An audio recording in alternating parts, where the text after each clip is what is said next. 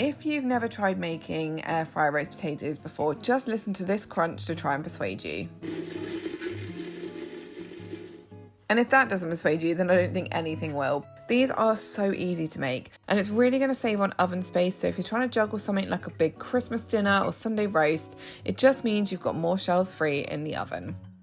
Now, much like normal roast potatoes, the first thing you're going to do is peel your potatoes and then cut them into quite large chunks like this. Now, I'm using a floury potato like Maris Piper or King Edwards are also good. And then I'm just going to parboil these. Now, this is really important because we want the edges to just get a little bit fluffy so that when we put them in the colander like this, they fluff up. And that is what makes them go so crunchy and delicious.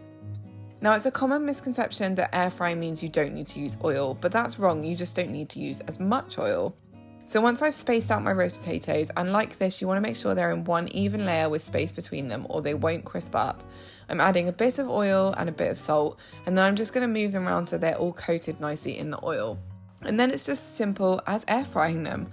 So once they've had half the cooking time, I'm going to open up the air fryer and I'm going to give them a bit of a shake and turn the potatoes over. This is just to ensure that they get crispy on all sides. Now, some air fryers have a crisper tray in them. I don't like to use mine because I feel like they are better if you just cook them straight in the air fryer pan like this.